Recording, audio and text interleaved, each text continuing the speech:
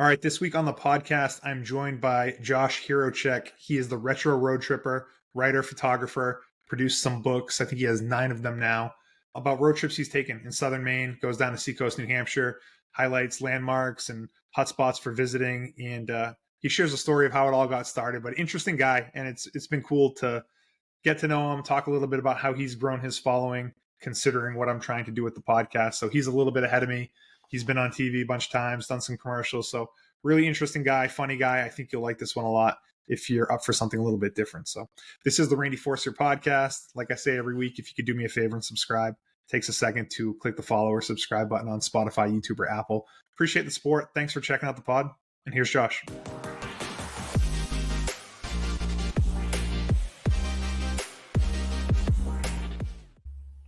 All right, I'm here with the retro road tripper. Thanks for coming on the podcast. Thank you so much, Randy. Really appreciate you having me on. So you are a writer and photographer.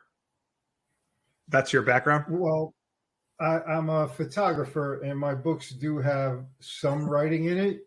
I mean, some of them have 8 chapters. Oh, wow. Each chapter has 3 paragraphs. Some of those paragraphs have 4 sentences each. So you sounds like you worked on those for a while. It was like having 8 book reports. Yeah. Brutal. But I can't imagine. Unfortunately, my friend and colleague, the book designer Geraldine, who was the one who put this thing into motion, she's a very good writer. So when I write something really stupid, she fixes it. Yeah. So I want to talk about the books, but I do want to get a little bit of your background and how we got to this point. So tell me about that.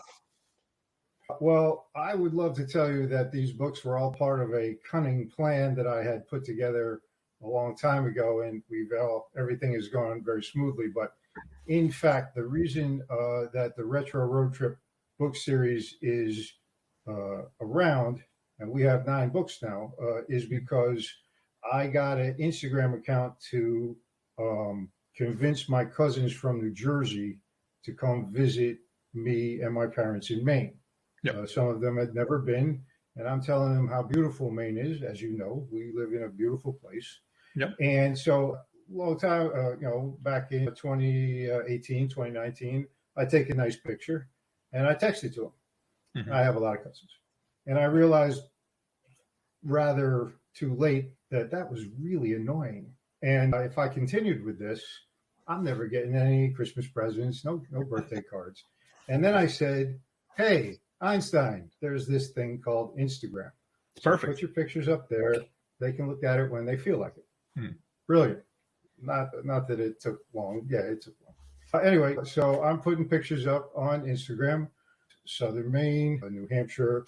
I would cruise around, to all the hotspots and say, hey, look how beautiful it is. And eventually, people that weren't my cousins started following me, which I thought was neat.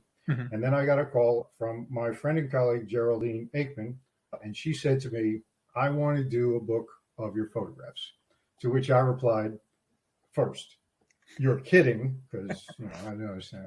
And secondly, okay, Geraldine is an incredibly talented graphic designer, artist, writer. I mean, and anybody who knows me, they know I'm not the sharpest tool in the shed. But even I knew when somebody like Geraldine wants to do a program with you say yes. Yeah. And that was back in 2020. Yep. First book came out, Retro Road Trip, Maine, Kittery to Portland, and a couple of side trips. Yep. And now we have 9 books. So that's kind of how it happened.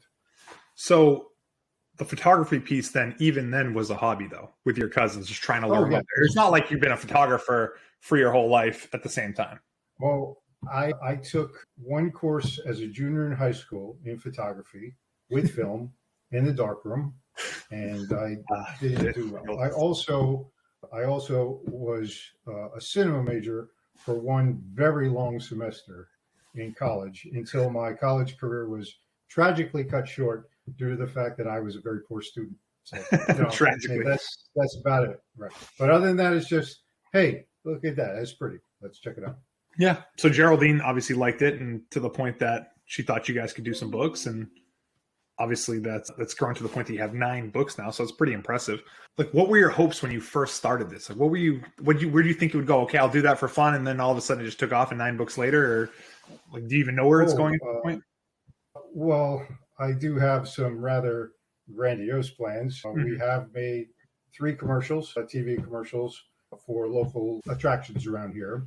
Yeah. I did make a music video, which I think someone other than my mom may have watched on YouTube. And what's nice about being out and around is there are always different opportunities out there. So wherever it goes, that's great. We're having a good time doing it, meeting lots of nice people, and promoting where we live, which is beautiful. It is a beautiful spot. And my cousins came to visit, so they did. You finally got them up. So that part worked. That part of the plan worked. All right. I just wanted to take 1 second from the podcast to let you know that besides hosting, I also do mortgages. I'm a residential loan officer with Norcom Mortgage in Saco, Maine.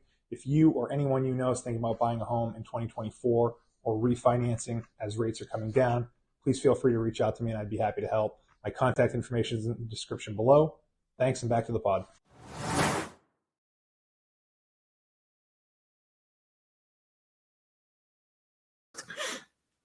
Now, tell me about what each book is when you do it. Is it just pictures of the sites? You're not doing like reviews. Are you trying to hit up different restaurants, hotspots, landmarks? Like what are you hoping to do in each book?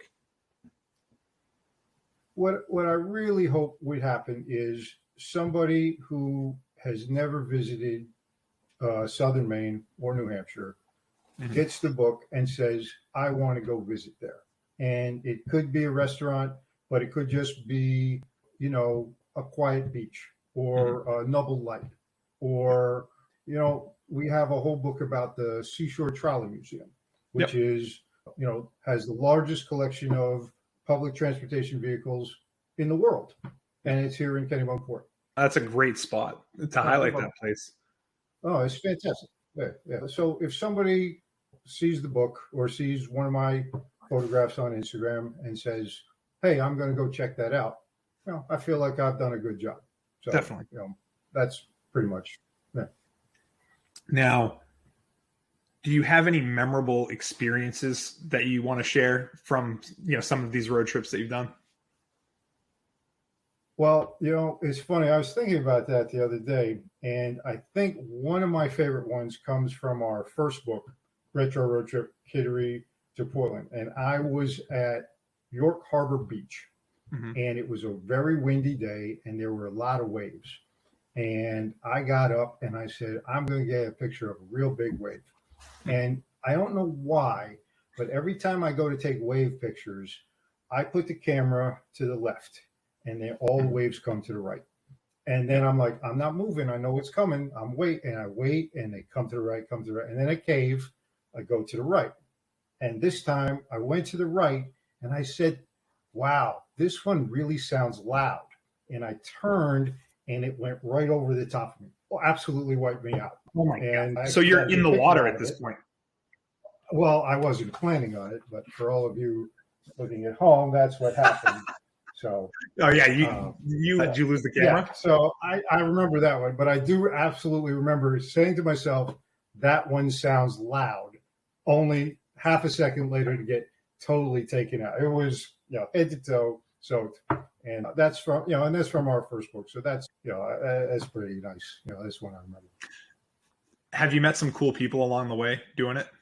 Or when you're doing it, you're fairly isolated? That's one of the cool things about it. You walk around with a camera, you're taking pictures, you meet other people with cameras all the time. And, they're usually doing the same thing. And even people who are just, happen to be around, because usually, we're in some place that's real pretty. It's a nice sunset. It's the lighthouse, the trolley museum, and, it's really been, and I would recommend that for somebody, it's a cool way to meet a lot of different people. When I went to Portland Headlight, I was there on like a Thursday, and there was like a handful of people there. And I talked to a lady who was just finishing traveling to every state in the U.S., including and Maine was her last state. And she was, She was about 30 years old, and she had rented a car from Chicago to come to Maine. And this was her last stop, was, the Portland headlight. And I'm just Oh, thinking, wow. that's pretty cool. Yeah. That's awesome. Yeah. You really never know the people that you're going to run into. And I guess, like you said, if you have a camera and you're out and about, strikes up conversation. I'm sure plenty of other people are taking pictures, especially a place like Portland Headlight. Yeah, which is just incredibly gorgeous, no matter what season. Oh, it really is. So that kind of brings me to some of the other questions I had was, what's the most memorable spot in that first book in the was it Kittery up to Portland? Is there like a spot that strikes you along that route? Like to Wells Beach? Is it Nubble? Is it kind of Port? Like what's the thing that is like the showpiece of that book? Well, one of the things I'm really proud of is that there is a chapter in the first book about Goodall Park in Sanford, Maine, home of the Sanford Mainers. And my buddy I have a buddy from high school. He's been the public address announcer for that for over 25 years. And I remember the first time he invited me up, I was just like, wow, this place is amazing. And it's run all by volunteers, except for like one part-time person. And the baseball is great. And you see guys, there are several people that have made it to the show via the Sanford Mainers. It's part of the New England Collegiate Baseball League. And, I've taken my nephew there. I've taken my dad there. I've taken a couple, and it's just a great time. And it's one of those hidden gems that I hope, if somebody gets a book, they make a point of going there. Great history, great time, great summertime entertainment, good baseball. And I think tickets are $7. I don't think it's nothing. Yeah. I did see something on the website when I was looking at your books about was it Babe Ruth had a home run there back in like 19 something when he was on the Red Sox still. Yeah, it was his last home run in a Red Sox uniform because they barnstormed back in the day. Yeah, and he got traded right after that. So and that happened in Sanford, Maine. How cool is that? That is cool. Neat. So you got a bunch of pictures of the park. Yeah. So in I highly recommend the new season coming up. Yeah, absolutely. I've been talking about I have 3 girls that are involved in softball and stuff, and they enjoy baseball too. So I got to get down there and see a game. It's not very far. Very good time. Outside of Portland Headlight, for the Portland one, what's the thing that strikes you for that book? We actually have another book that just came out called Signs of Portland, Past and Present. Yeah, that's the one. Yeah. Oh, okay. So we were going to make a book about Portland, and there was a chapter about food and history and architecture and stuff. And then there was this one chapter about signs. And as we started doing that chapter, it just got bigger and bigger and bigger. And I said, we're going to need a bigger book. And so we decided, well, let's do the whole book about the signs. And it's pretty cool. And again, some of the places have, since gone away, and I'm glad we were able to capture them so people can remember. And Portland's such a great town. You like food, you like history. I play pinball. There's a bunch of places to play pinball there. Yeah. Just walking around, it's tremendous. It is a cool spot.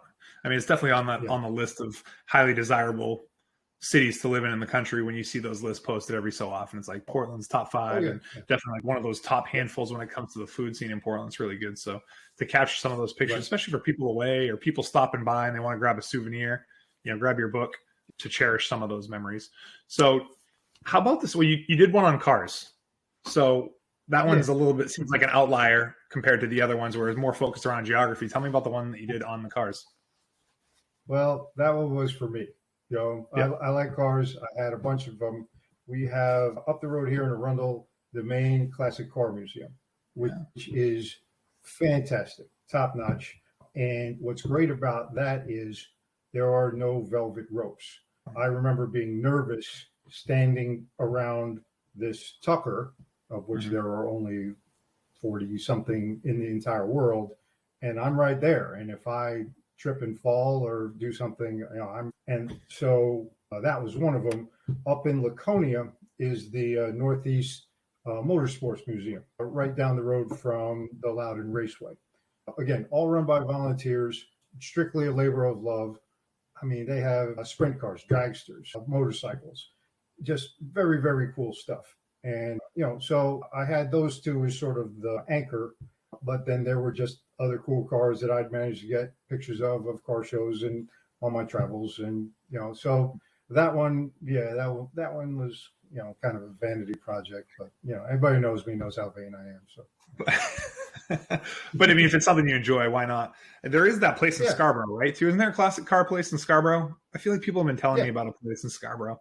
So you can, and if you're continually taking pictures of cars you see in your travels, and you have other places that you can do outside of the Arundel and Loudon place, and you can do volume 2 at some point. Is that something you think you would do? Oh yeah, absolutely. I mean, there are a number of other books, coming down the pipeline. It's just a matter of me going through all the pictures. And again, to give credit to Geraldine, I get to do the fun stuff. I drive around, I take pictures. I get to talk to people like you. I mean, I have a good time. Geraldine, I send her this file of totally disorganized photos.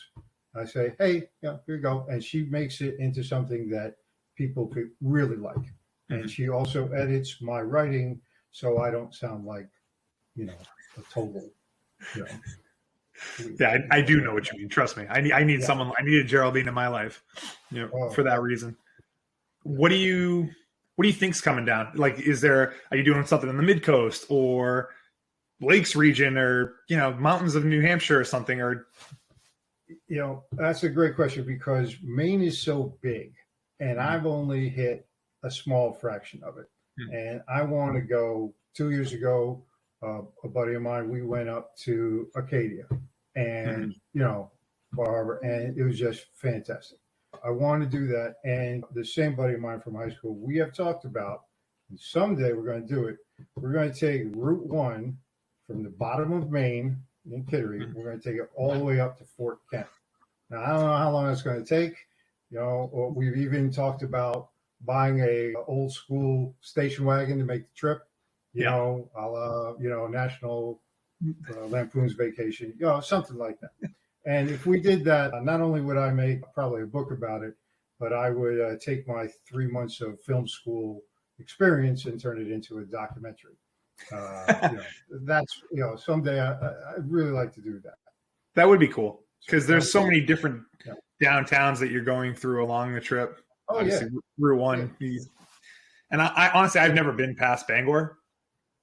Not that Route 1 even probably travels through Bangor. I honestly don't even really know. But like anything on that northern half of the state is just like, might as well be Canada to me. So the idea of going up to Fort Kent would be pretty cool to see.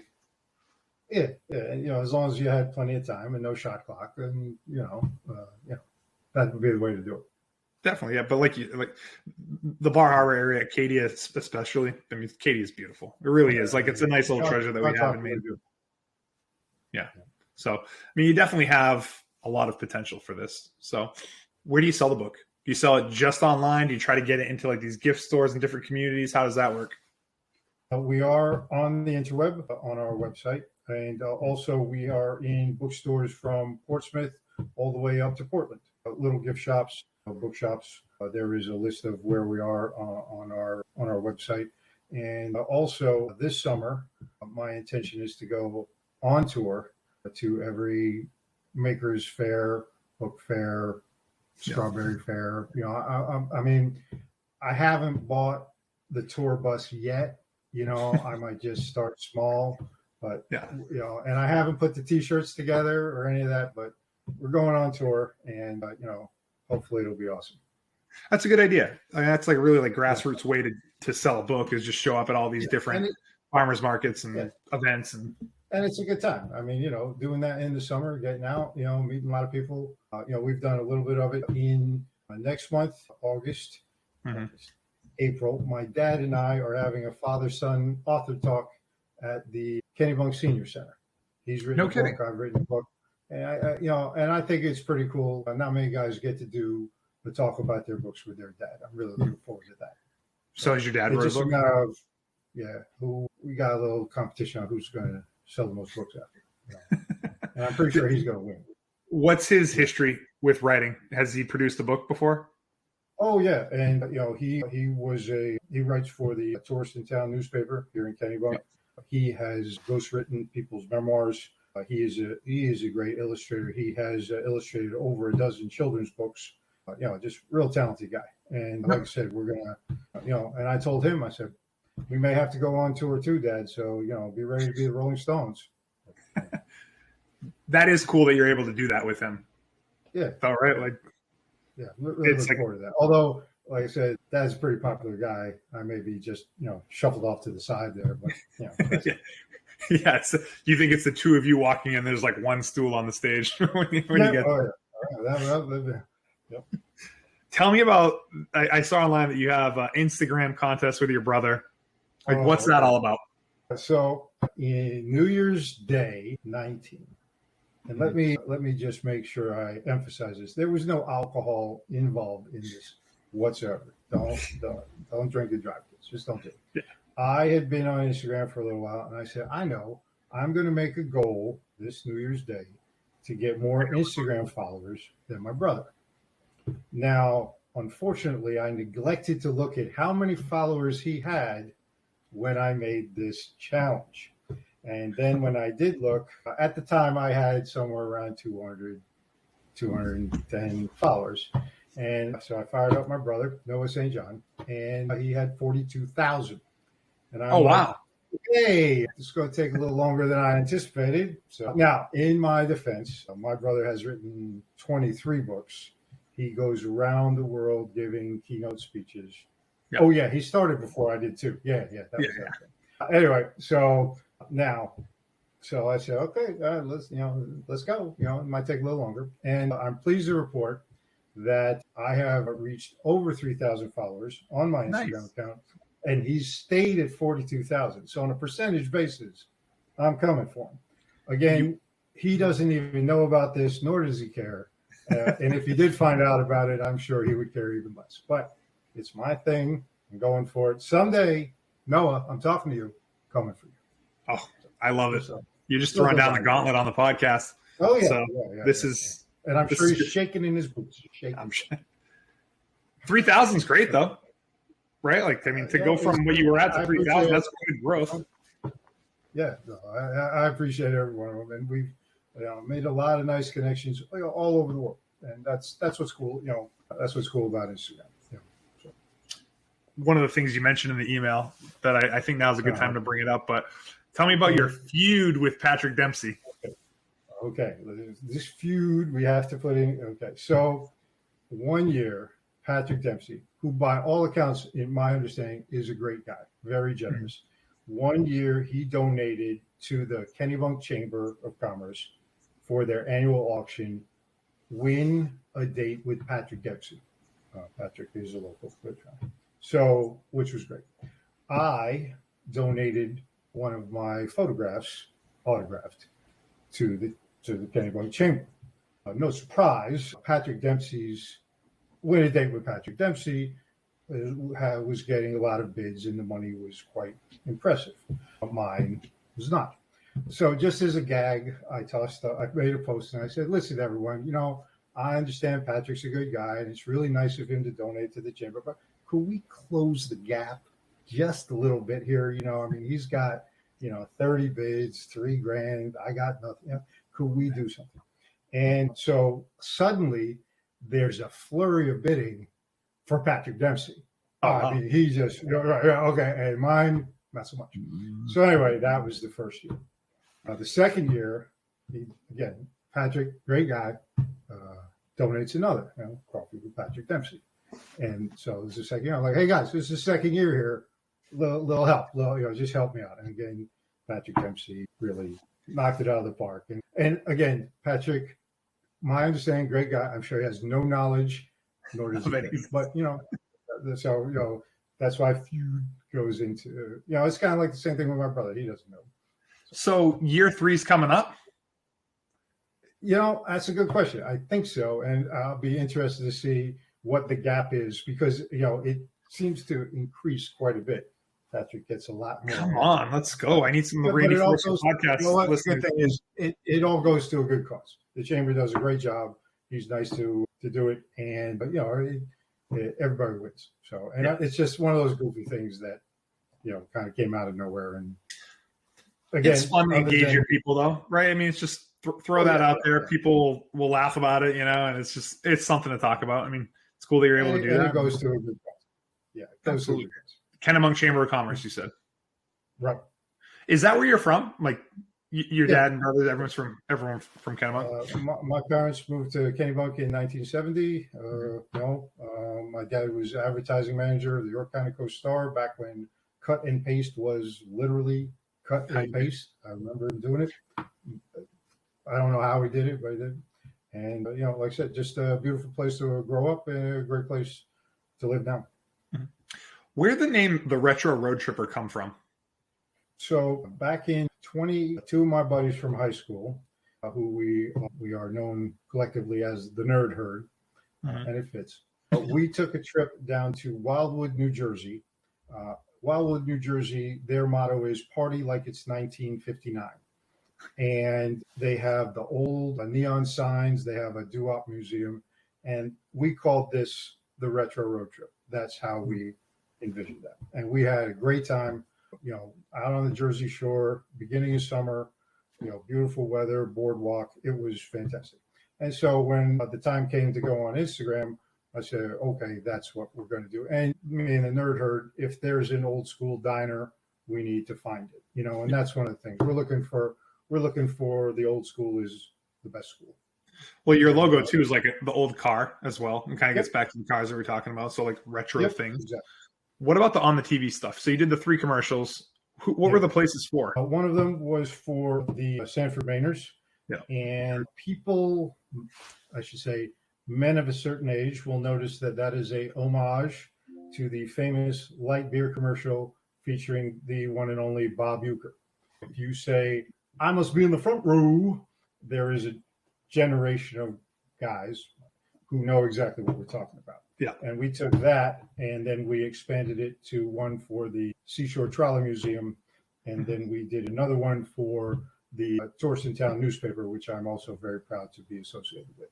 So, for a certain generation of guys, they will know exactly where it's coming from. And there's a whole generation that never saw it before. So, I love it. I'll definitely share these as I promote the podcast, which will be kind of funny. Very much appreciated. So you were on 207 before too, on Channel 6. Yes, they actually had me on twice, which was very, very nice of them. And but that was early on in the start of the Retro Road Tripper, right? I mean, that's back in the first one was, I think we only had 2 books out: Retro Road Trip, Kittery to Portland, and Winter in Southern Maine. Mm-hmm. And then they had me on again for the Seashore Trolley Museum. So, and at the time, it was via Zoom call, and I was pretty nervous because I figured, someone's going to ring the doorbell, phone's going to ring, something's going to happen. But I didn't see anything terribly stupid, I guess. So, but it's cool to be on a show like that. I mean, that's a show that Mainers watch. Like it probably fits the crowd that you're trying to get that book in front of as well. So, okay, so website is where they can find information about you, buy the books. What is the website? That is retroroadtripper.com. Yep. And our Instagram site is retroroadtrip65. Love it. So I'll make sure I share all that stuff too. I appreciate you coming on. I'll definitely be checking out the books now and look for whatever you guys do or whatever you do next, you and Geraldine. So thanks again for coming on. Randy, very much appreciate it. It was great to be here. Thanks so much. Awesome. Bye, buddy.